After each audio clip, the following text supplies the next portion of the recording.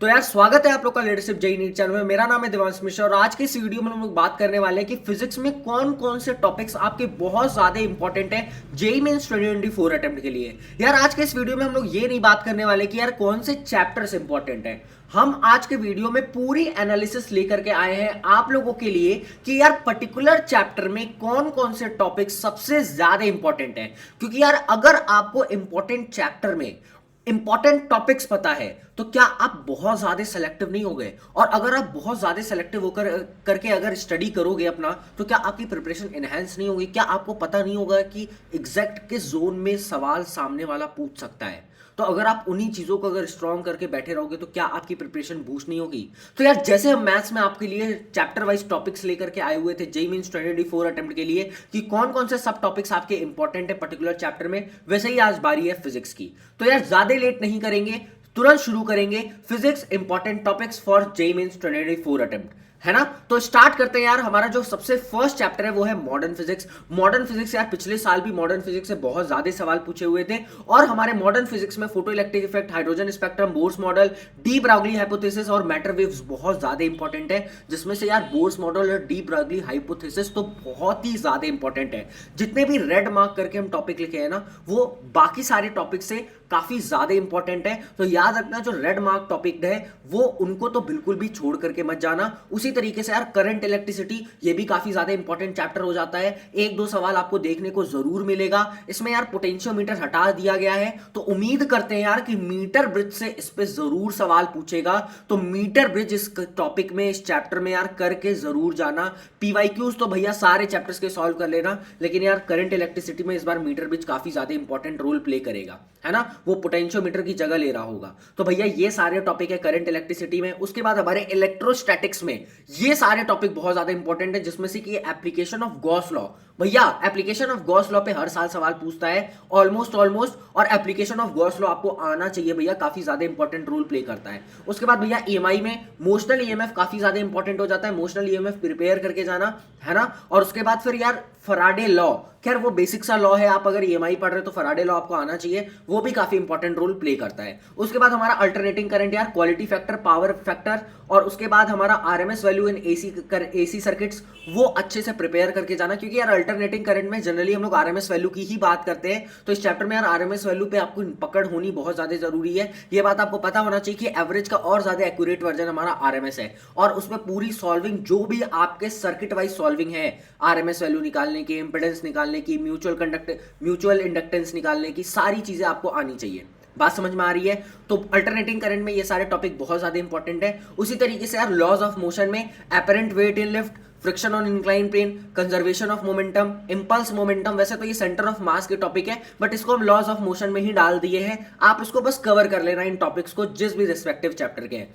वैसे हम बता रहे हैं सेंटर ऑफ मास के हैं, हम अलग से मेंशन नहीं किए सेंटर ऑफ मास को, ठीक है। अच्छा, उसके बाद फिर हमारा यार rotational equation, rigid body dynamics. Rigid body dynamics में यार ये जैसे तो एक बात बताएं, रिजिड बॉडी डायनेमिक्स में ना बहुत सारे टॉपिक्स हैं, लेकिन भैया moment of inertia, point mass system का और एक डिस्ट्रीब्यूटेड मास सिस्टम का आपको प्रॉपर्ली निकालने आना चाहिए। और एक कंजर्वेशन ऑफ एंगुलर मोमेंटम, बहुत ज्यादा important topic, conservation of angular momentum. और इक्विलिब्रियम इक्वेशन, जो इक्विलिब्रियम इक्वेशन हम लोग कोई बॉडी अगर इक्विलिब्रियम पे है तो टॉर्क बैलेंस करते हैं और जो फोर्सेस बैलेंस करते हैं, जैसे एनएलएम में हम लोग फोर्सेस बैलेंस करते थे, उसकी इक्वेशन लगा के जो सवाल बनते हैं भैया उनको तो छोड़ करके बिल्कुल मत जाना। उसमें से यार कंजर्वेशन ऑफ एंगुलर मोमेंटम को तो बिल्कुल मत छोड़ के जाना। बहुत ज्यादा जगह आपको कंजर्वेशन ऑफ एंगुलर मोमेंटम से सवाल मिल जाएगा। बात समझ में आ रही है। फिर उसके बाद यार थर्मल प्रॉपर्टीज में ये सारे टॉपिक्स बहुत ज्यादा इंपॉर्टेंट हैं, जिसमें से कि कंडक्शन ऑफ हीट थोड़ा सा ज्यादा इंपॉर्टेंट हो जाता है रिलेटिवली बाकी सारे टॉपिक से, है ना। लेकिन कंडक्शन ऑफ हीट पे थोड़ी अच्छी पकड़ बना के जाना।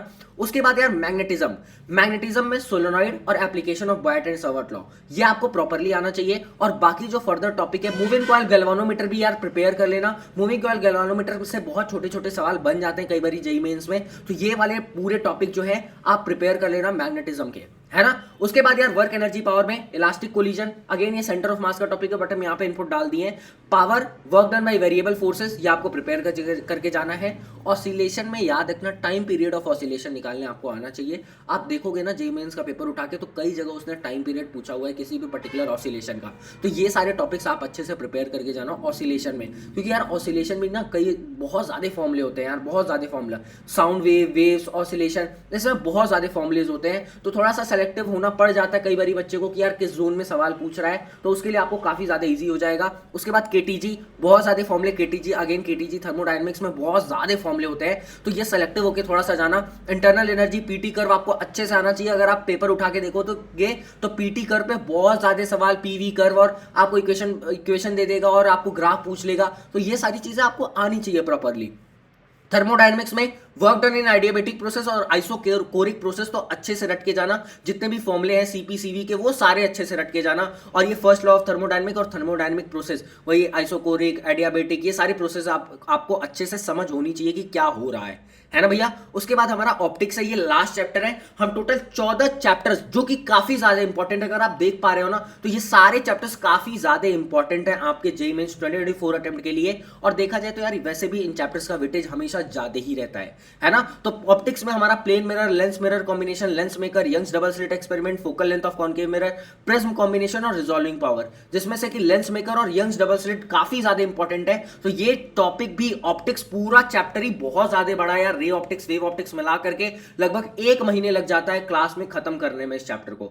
बात समझ में आ रही है? काफी 12th में तो 1 महीने में पढ़ाया जाता है, 13th में या ड्रॉपर बैच में जो है कम से कम 15-20 दिन में दोनों चैप्टर निपटा दिया जाता है, लेकिन एक लार्ज पोर्शन है और इसमें बहुत ज्यादा फॉर्मूले हैं, तो थोड़ा सा सिलेक्टिव होकर कई बार पढ़ना बहुत ज्यादा फायदेमंद हो सकता है। ठीक है, तो ये 14 चैप्टर है और इन 14 चैप्टर्स में आपको ये बात समझ में आ गई कि कौन कौन से टॉपिक्स आपके सबसे ज्यादा इंपॉर्टेंट है इन रिस्पेक्टिव चैप्टर में, क्योंकि यार लास्ट मंथ में आपको सेलेक्टिव होकर पढ़ाई करना और समझदारी से पढ़ाई करना, ये आप क्या पढ़ रहे हो ये आपकी समझ होनी बहुत ज्यादा जरूरी है। और लास्ट मंथ में आप पीवाईक्यूज में भर भर के क्वेश्चन सॉल्विंग करो, और जो पूरे थ्रू आउट द ईयर या 2 साल तक आप जो प्रिपरेशन कर रहे थे, जो मटेरियल फॉलो कर रहे थे, उनमें जो सवाल आपके फंसे हुए हैं उनको दोबारा से देख करके रिकॉल करो, क्योंकि अपनी गलतियों से ही सीख के इंसान आगे बढ़ता है। बात समझ में आ रही है? तो ये रहा यार आपके सामने फिजिक्स का इंपॉर्टेंट टॉपिक्स। आई होप कि आपको ये वीडियो पसंद आई होगी, ये टॉपिक्स पसंद आए होंगे जो हमने ऐसे बाइफरकेट करके लिखे हैं, और बहुत मेहनत लगा यार एनालिसिस करके, प्रॉपर पिछले साल के एनालिसिस करके, और जो इस बार का अपडेटेड सिलेबस है